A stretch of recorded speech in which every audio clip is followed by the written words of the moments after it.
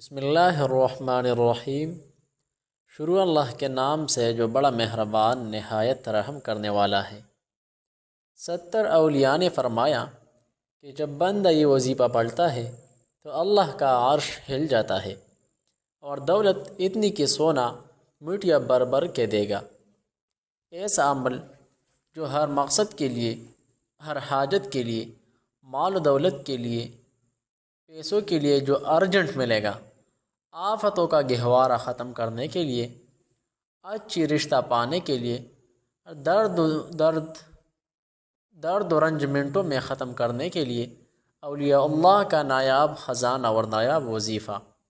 محترم ناظرین، السلام علیکم۔ کیا آپ نے سوچا ہوگا قرآن مجید میں 114 صورتیں ہیں، اسی طرح 6486 تقریباً آیاتیں ہیں۔ اللہ تعالی نے ہر آیت میں برکت و شفا عطا کی ہے۔ حضرت عثمان بن عفان رضی اللہ عنہ سے روایت ہے کہ حضور نبی اکرم صلی اللہ علیہ وسلم نے فرمایا، تم میں سے بہتر وہ شخص ہے جو قرآن حکیم سیکھے اور سکھائے۔ اور ایک روایت میں انہی سے مروی ہے کہ حضور نبی اکرم صلی اللہ علیہ وسلم نے فرمایا، بے شک تم میں سے افضل شخص وہ ہے جو قرآن سیکھے اور سکھائے۔ حضرت سعد بن ابی وقاص رضی اللہ عنہ روایت کرتے ہیں کہ رسول اکرم صلی اللہ علیہ وسلم نے فرمایا، تم میں سے بہترین لوگ وہ ہے جو قرآن مجید سیکھے اور سکھائے۔ عاصم کہتے ہیں، مصعب نے میرا ہاتھ پکڑ کر مجھے اس اعلیٰ مقام پر بٹھایا کہ میں اسے قرآن پڑھاؤں۔ حضرت عائشہ صدیقہ رضی اللہ عنہ روایت فرماتی ہے کہ حضور نبی اکرم صلی اللہ علیہ وسلم نے فرمایا، قرآن مجید کا ماہر معزز و محترم فرشتوں اور معذب و مکرم انبیاء علیہم السلام کے ساتھ ہوگا، اور وہ شخص جو قرآن پڑھتا ہو لیکن اس میں اٹکتا ہو اور پڑھنا اس پر کند ذہن یا موٹی زبان ہونے کی وجہ سے مشتد ہو، اس کے لیے بھی 2 گنا اجر ہے۔ حضرت ابو ہریرہ رضی اللہ عنہ سے روایت ہے کہ حضور نبی اکرم صلی اللہ علیہ وسلم نے فرمایا، حسد یعنی رشک تو بس 2 آدمیوں سے ہی کرنا جائز ہے۔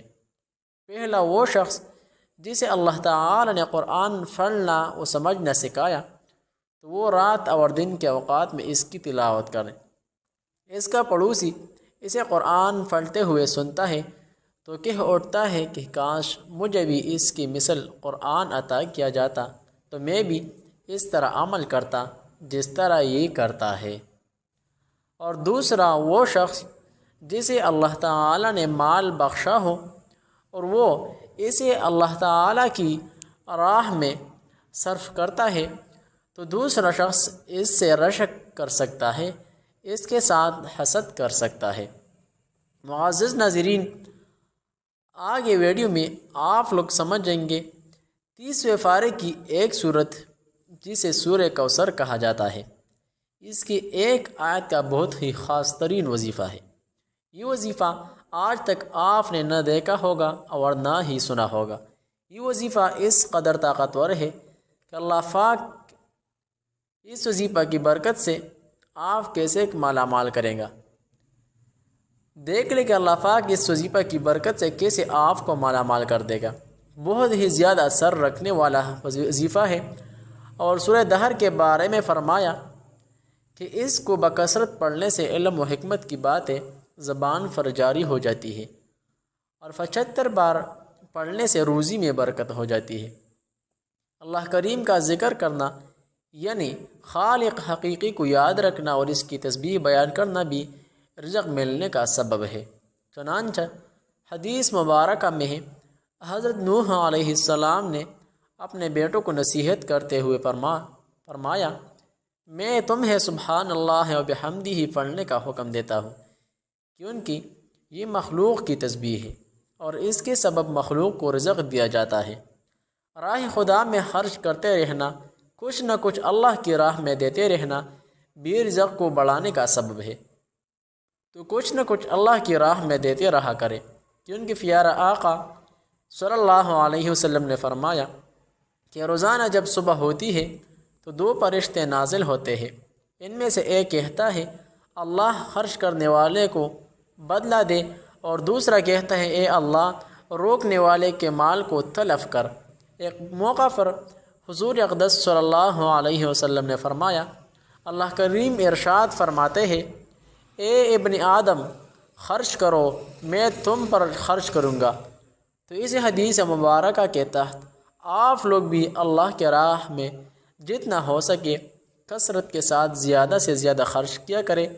وظیفہ یہ ہے کہ سورہ کوثر کو ہر نماز کے بعد اپنا معمول بنا لیجئے، جتنا زیادہ ہو سکے پڑھ لیا کرے اور اپنے مقاصد کو سامنے رکھتے ہوئے اللہ تعالی سے دعا کرتے رہا کرے۔ انشاءاللہ تمام مقاصد بہت ہی جلد پورے ہوں گے۔ السلام علیکم ورحمۃ اللہ وبرکاتہ۔